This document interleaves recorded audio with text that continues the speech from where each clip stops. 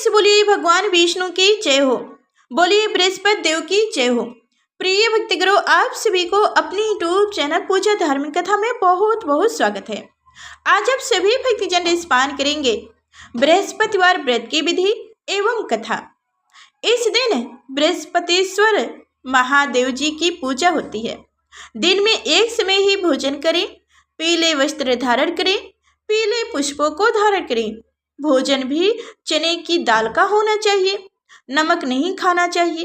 पीले रंग का फूल, चने की दाल, पीले कपड़े तथा पीले चंदन से पूजा करनी चाहिए। पूजन के पश्चात कथा सुननी चाहिए।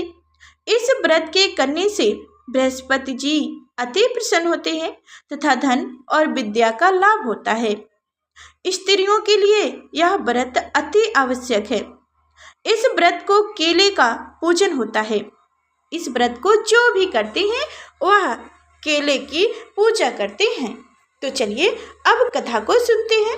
बहुत श्रद्धा प्रसन्नचित मन से इस कथा को सुनिएगा और मन से ही लाइक कर चैनल को सब्सक्राइब कीजिएगा। भारतवर्ष में एक प्रतापी और दानी राजा राज्य करता था। वह नित्य गरीबों और ब्राह्मणों की सहायता करता था। यह बात उसकी रानी को अच्छी नहीं लगती थी। वह ना ही ब्राह्मणों को दान देती, ना ही भगवान का पूजन करती थी और राजा को भी दान देने से मना किया करती थी। एक दिन राजा शिकार खेलने के लिए वन को चले गए हुए थे, तो रानी महल में अकेली थी। उसी समय बृहस्पति देव साधु के वेश में राजा के महल में भिक्षा के लिए गए और भिक्षा मांगी। रानी ने भिक्षा देने से इनकार कर दिया और कहा, हे साधु महाराज, मैं तो दाने पुण्य से तंग आ गई हूँ। मेरा पति सारा धन लुटाते रहते हैं। मेरी इच्छा है कि हमारा धन नष्ट हो जाए, फिर न रहेगी बांस ना बाजेगी बांसुरी।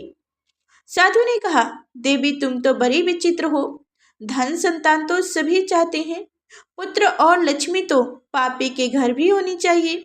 यदि तुम्हारे पास अधिक धन है तो भूखे को भोजन दो, प्यासों के लिए प्याऊ बनवाओ, मुसाफिरों के लिए धर्मशाला खुदवा दो। जो निर्धन अपनी कुंवारी कन्याओं का विवाह नहीं करा सकती, उनका विवाह करा दो। ऐसा और कई काम है जिसके करने से तुम्हारा यश लोक परलोक में फैलेगा। परंतु रानी पर उपदेश का कोई प्रभाव ना पड़ा। वह बोली, महाराज आप कुछ ना समझाइए, मैं ऐसा धन नहीं चाहती जो हर जगह बांटती फिरूं। साधु ने उत्तर दिया, यदि तुम्हारी ऐसी ही इच्छा है तो तथास्तु। तुम ऐसा करना कि बृहस्पतिवार को घर लीपकर पीली मिट्टी से अपना केश धोकर स्नान करना, भट्टी चढ़ाकर कपड़ा धोना। ऐसा करने से आपका सारा धन नष्ट हो जाएगा। इतना कहकर वह साधु महाराज वहां से अलुप्त हो गए। साधु के अनुसार कई बातों को पूरा करते हुए रानी को केवल 3 बृहस्पतिवार ही बीती थी कि उनकी समस्त धन संपत्ति नष्ट हो गई। भोजन के लिए राजा का परिवार तरसने लगा। तब एक दिन राजा ने रानी से बोला कि हे रानी, तुम यहीं रहो, मैं दूसरे देश को जाता हूँ, क्योंकि यहाँ पर सभी लोग मुझे जानते हैं, इसलिए मैं कोई छोटा कार्य नहीं कर सकता। ऐसा कहकर राजा प्रदेश चला गया। वहां वह जंगल से लकड़ी काट कर लाता और शहर में बेचता। इस तरह वह अपना जीवन व्यतीत करने लगा। इधर राजा के प्रदेश जाते ही रानी और दासी दुखी रहने लगी। एक बार जब रानी और दासी को 7 दिन तक बिना भोजन के रहना पड़ा तो रानी ने अपनी दासी से कहा, हे दासी, पासी के नगर में मेरी बहन रहती है, वह बहुत धनवान है, तो उनके पास जा और कुछ लिया, ताकि थोड़ी बहुत गुजर बसर हो जाएगी। दासी रानी की बहन के पास गई। उस दिन गुरुवार था और रानी की बहन उस समय बृहस्पतिवार की व्रत की कथा सुन रही थी। दासी ने रानी की बहन को अपनी रानी का संदेशा दिया, लेकिन रानी की बड़ी बहन ने कोई उत्तर नहीं दिया। जब दासी को रानी की बहन से कोई उत्तर नहीं मिला तो वह बहुत दुखी हुई और उसे क्रोध भी आया। दासी ने वापस आकर रानी को सारी बातें बता दी। बातें सुनकर रानी ने अपने भाग्य को कोसा। उधर रानी की बहन ने सोचा कि मेरी बहन की दासी आई थी, परंतु मैं उससे नहीं बोली, इससे वह बहुत दुखी हुई होगी। कथा सुनकर और पूजन समाप्त करके वह अपनी बहन के घर आई और कहने लगी, हे बहन, मैं बृहस्पतिवार का व्रत कर रही थी, तुम्हारी दासी मेरे घर आई थी, परंतु जब तक कथा होती है तब तक ना तो उठते हैं और ना ही बोलते हैं, इसलिए मैं नहीं बोली। कहो दासी क्यों गई थी? रानी बोली, बहन तुमसे क्या छुपाऊं, हमारे घर में खाने तक को अनाज नहीं था। ऐसा कहते कहते रानी की आंखें भर आई। उसने दासी समेत पिछले 7 दिनों से भूखे रहने तक की बात बता दी। रानी की बहन बोली, देखो बहन, भगवान बृहस्पति देव सबकी मनोकामनाएं पूर्ण करती हैं। देखो शायद तुम्हारे घर में अनाज रखा हो। पहले तो रानी को विश्वास नहीं हुआ, पर बहन के आग्रह करने पर उसने अपनी दासी को अंदर भेजा तो उसे सचमुच अनाज से भरा एक घड़ा मिल गया। यह देखकर दासी को बड़ी हैरानी हुई। दासी रानी से कहने लगी, हे रानी, जब हमको भोजन नहीं मिलता तो हम व्रत ही तो किया करती थी, इसलिए क्यों ना इनसे व्रत और कथा की विधि पूछ ले जाए ताकि हम भी व्रत कर सकें। तब रानी ने अपनी बहन से बृहस्पतिवार व्रत के बारे में पूछा। उसकी बहन ने बताया, बृहस्पतिवार के व्रत में चने की दाल और मुनक्का से भगवान विष्णु का केले की जड़ में पूजन करें तथा दीपक जलाएं, व्रत कथा सुने और पीला भोजन करें, इससे बृहस्पति देव प्रसन्न होते हैं। व्रत और पूजन विधि बताकर रानी की बहन अपने घर को लौट गई। 7 दिन के बाद जब गुरुवार आया तो रानी और दासी ने व्रत रखा। घुड़शाला में जाकर चना और गुड़ लेकर आई, फिर उससे केले की जड़ तथा भगवान विष्णु का पूजन किया। अब पीला भोजन कहाँ से आए, इस बात को लेकर दोनों बहुत दुखी थे, परंतु उन्होंने व्रत रखा था इसलिए बृहस्पति देव उनसे प्रसन्न थे। इसलिए वो एक साधारण व्यक्ति का रूप धारण करके 2 थाली में पीला सुंदर भोजन दासी को दे गए। भोजन पाकर दासी प्रसन्न हुई और फिर रानी के साथ मिलकर भोजन ग्रहण किया। उसके बाद वो सभी गुरुवार को व्रत और पूजन करने लगी। बृहस्पति भगवान की कृपा से उनके पास फिर से धन संपत्ति आ गई, परंतु रानी फिर पहले की तरह आलस करने लगी। तब दासी बोली, देखो रानी, तुम पहले भी इसी प्रकार आलस करती थी, तुम्हें धन रखने में कष्ट होता था, इस कारण सभी धन नष्ट हो गए, और अब जब भगवान विष्णु की कृपा से धन मिला तो तुम्हें फिर से आलस होता है। रानी को समझाती हुई दासी कहती है कि बड़ी मुश्किलों के बाद हमने यह धन पाया है, इसलिए हमें दान पुण्य करना चाहिए, भूखे मनुष्यों को भोजन कराना चाहिए और धन को शुभ कार्यों में खर्च करना चाहिए, जिससे तुम्हारे यश का कुल बढ़ेगा, स्वर्ग की प्राप्ति होगी और पितृ प्रसन्न होंगे।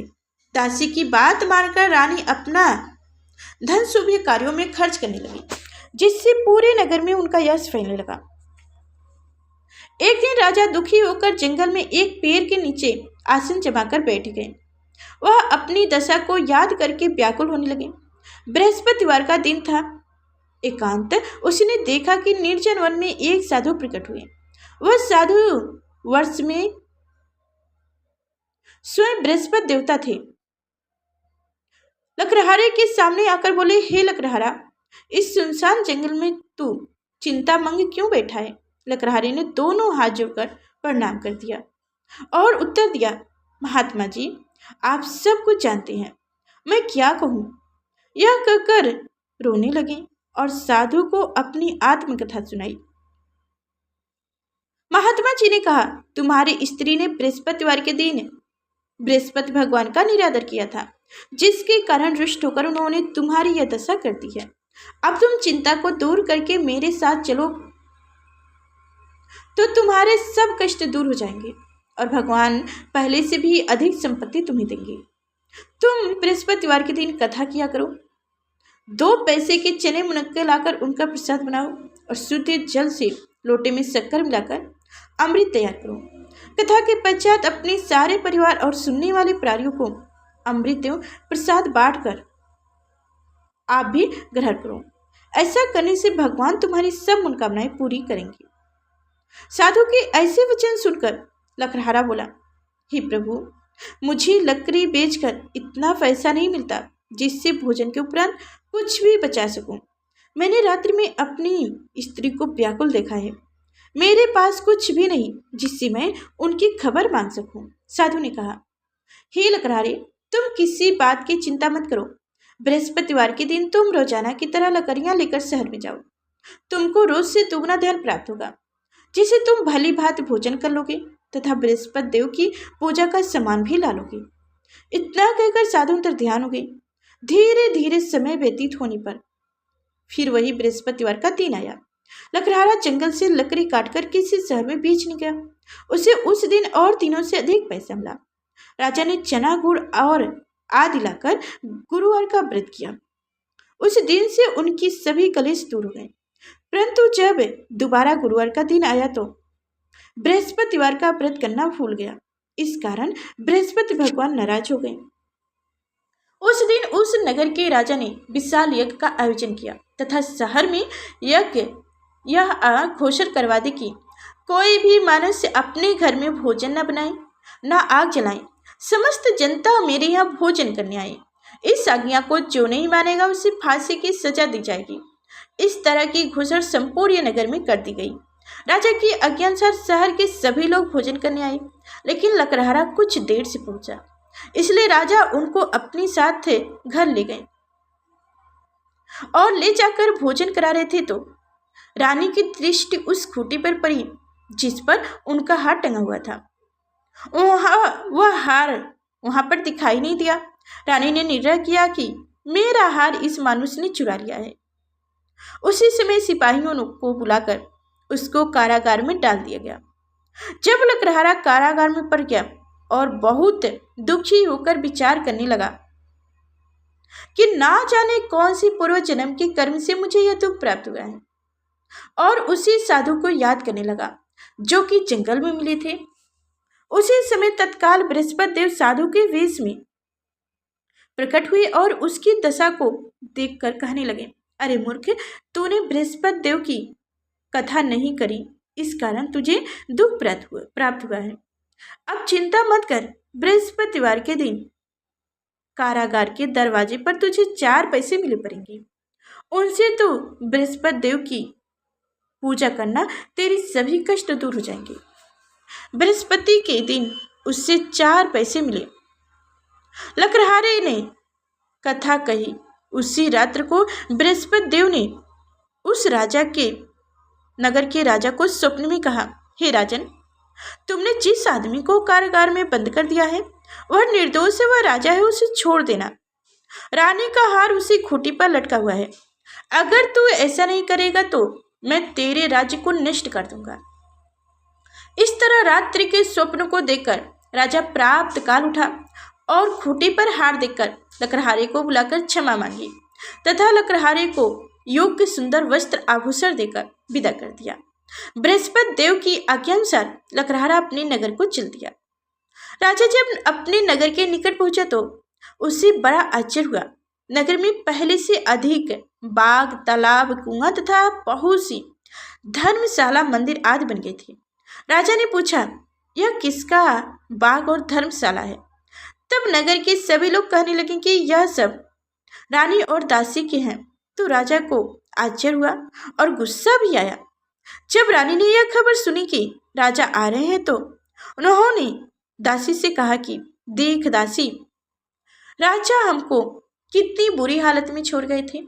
हमारी ऐसी हालत देखकर वह कहीं लौट न जाए, इसलिए तू दरवाजे पर खड़ी हो जा। आज्ञा अनुसार दासी दरवाजे पर खड़ी हो गई। राजा आए तो उन्हें अपने साथ लिया लाई। तब राजा ने क्रोध करके अपनी रानी से पूछा कि यह धन तुम्हें कैसे प्राप्त हुआ है? तब उन्होंने कहा, हमें यह सब धन बृहस्पति देव के इस व्रत के प्रभाव से प्राप्त हुआ है। राजा ने निर्णय किया कि 7 रोज बाद तो सभी बृहस्पति देव का पूजन करते हैं, परंतु मैं प्रतिदिन दिन में 3 बार कहानी तथा रोज व्रत किया करूंगा। अब हर समय राजा के दुपट्टे में चने की दाल बधी रहती तथा दिन में 3 बार कहानी करता। एक रोज राजा ने विचार किया कि चलो अपनी बहन के यहाँ हो आऊं। इस तरह निर्णय कर राजा घोड़े पर सवार होकर अपनी बहन के यहाँ को चल दिया। मार्ग में उसने देखा कि कुछ आदमी एक मुर्दे को ले जा रहे थे। उन्हें रोककर राजा कहने लगा, अरे भाइयों, मेरे बृहस्पति देव की कथा सुन लो। वो बोले, लो, हमारा तो आदमी मर गया है, इनको अपनी कथा की परी है। परंतु कुछ आदमी बोले, अच्छा कहो, हम तुम्हारी कथा भी सुन लेंगे। राजा ने दाल निकाली और जब कथा आधी हुई तो मुर्दा हिलने लगा और जब कथा समाप्त हो गई तो राम राम करके मानुस उठकर खड़ा हो गया। आगे मार्ग में उसे एक किसान खेत में हल चलाता मिला। राजा ने उसे देखा और उससे कहा, अरे भाई, तुम मेरी बृहस्पतिवार की कथा सुन लो। किसान बोला, जब तक मैं तेरी कथा सुनूंगा तब तक 4 हरवे जोत लूंगा। जाओ भैया, अपनी कथा किसी और को सुनाना। इस तरह राजा आगे चलने लगा। राजा के हटते ही बैल पिछाड़ खाकर गिर गए तथा किसान के पेट में बहुत जोर से दर्द होने लगा। उस समय उसकी माँ रोटी लेकर आई। उसने जब यह देखा तो अपने पुत्र से सब हाल पूछा और बेटे ने सभी हाल कह दिया। तो बुढ़िया दौड़ी दौड़ी उस घोड़सवार के पास गई और उससे बोली कि मैं तेरी कथा सुनूंगा, तो अपनी कथा मेरे खेत पर चलकर ही कहना। राजा ने बुढ़िया के खेत पर जाकर कथा कही, जिसके सुनते ही वह बैल उठकर खड़े हो गए तथा किसान के पेट का दर्द भी बंद हो गया। राजा अपनी बहन के घर पहुंचा। बहन ने भाई की खूब मेहमानी की। दूसरे रोज प्राप्त काल राजा आगे जगा तो वह देखने लगा कि सब लोग भोजन कर रहे हैं। राजा ने अपनी बहन से कहा, ऐसा कोई मनुष्य जिसने भोजन न किया हो, मेरी बृहस्पतिवार की कथा सुन ले। बहन बोली, हे भैया, यह देश ऐसा ही है कि पहले यहाँ के लोग भोजन करते हैं, बाद में अन्य कोई काम करते हैं। अगर कोई पड़ोस में हो तो देख आती हूँ। वह ऐसा कहकर देखने चली गई, परंतु उससे कोई ऐसा व्यक्ति नहीं मिला जिसने भोजन न किया हो। अंत वह एक कुम्हार के घर गई जिनका लड़का बीमार था। उसे मालूम हुआ कि उनके यहाँ 3 रोज से किसी ने भोजन नहीं किया है। रानी ने अपने भाई की कथा सुनने के लिए कुमार से आग्रह किया तो वह लोग तैयार हो गए। राजा ने जाकर बृहस्पतिवार की कथा कही, जिसको सुनकर उनका लड़का ठीक हो गया। अब तो राजा की प्रशंसा होने लगी। एक रोज राजा ने अपनी बहन से कहा कि हे बहन, हम अपने नगर को जाऊंगा, तुम भी तैयार हो जाओ। राजा की बहन ने अपनी सास से कहा। सास ने कहा, हाँ चली जा, परंतु अपने लड़कों को मत ले जाना, क्योंकि तेरे भाई की कोई औलाद नहीं है। बहन ने अपने भाई से कहा, हे भैया, मैं तो चलूंगी पर कोई बालक नहीं जाएगा। राजा बोला, जब कोई बालक नहीं जाएगा तब तुम ही क्यों जाओगी, क्या करोगी जाकर। बड़ी दुखी मन से राजा अपने नगर को लौट आया। राजा ने अपनी रानी से कहा, हम निर्वंशी हैं, हमारा मुंह देखने का धर्म नहीं है और कुछ भोजन आदि नहीं किया, सैया पर लेट गया। रानी बोली, हे प्रभु, बृहस्पति देव ने हमारी हमें सब कुछ दिए हैं, वो हमें औलाद अवश्य देंगे। उसी रात को बृहस्पति देव ने राजा से स्वप्न में कहा, हे राजा, उठ, सभी सोच त्याग दे, तेरी रानी गर्भ सी है। राजा की यह सब बातें सुनकर बहुत खुशी हुई। 9वें महीने में उनके गर्भ से एक सुंदर पुत्र पैदा हुआ। तब राजा बोला, हे रानी, स्त्री बिना भोजन के रह सकती है, पर बिना कहीं नहीं रह सकती। जब मेरी बहन आए तुम उससे कुछ मत कहना। रानी ने सुनकर हाँ कर दिया। जब राजा की बहन ने यह शुभ समाचार सुना तो वह बहुत खुशी हुई तथा बधाई लेकर अपने भाई के यहाँ आई। तभी रानी ने कहा, घोड़ा चढ़कर तो नहीं आई, गधा चढ़कर आई। राजा की बहन बोली, भाभी, मैं इस प्रकार ना कहती तो तुम्हें औलाद कैसे मिलती। बृहस्पति देव ऐसे ही हैं, जैसे जिनके मन में मनोकामनाएं हैं सभी को पूर्ण करते हैं। जो सदा भावपूर्वक बृहस्पतिवार का व्रत करते हैं एवं कथा पढ़ते अथवा सुनते हैं, दूसरों को सुनाते हैं, बृहस्पति देव उनकी सभी मनोकामनाओं को पूर्ण करते हैं। भगवान बृहस्पति देव उनकी सदैव रक्षा करते हैं। संसार में जो मनुष्य सदा भाव से भगवान जी का पूजन व्रत सच्चे हृदय से करते हैं तो उनकी सभी मनोकामनाएं पूर्ण होती हैं। जैसी सच्ची भावना से राजा और रानी ने उनकी कथा का गुणगान किया तो उनकी सभी इच्छाएं बृहस्पति देव जी ने पूर्ण की थी। इसलिए पूर्व कथा सुनने के बाद प्रसाद लेकर जाना चाहिए। हृदय से उनका मनन करते हुए जय जयकार बोलना चाहिए। बोलिए बृहस्पति देव की जय हो। भगवान विष्णु की जय हो। तो प्रिय भक्तगणों, उम्मीद करती हूँ कि आज की यह हमारी कथाएं आप सभी को पसंद आई होगी। तो लाइक कर चैनल को सब्सक्राइब करें और साथ में बेल आइकन की घंटी दबाना ना भूलें, ताकि आगे जब भी मैं व्रत की कथा लेकर आऊँ तो सबसे पहले आप तक नोटिफिकेशन पहुंचे, जिस समय से ही मेरी कथा को आप सभी लोग सुन सकें। तो चलिए फिर चलते हैं। तब तक के लिए भगवान विष्णु की कृपा सदा सर्वदा आप सभी पर बनी है। भगवान विष्णु की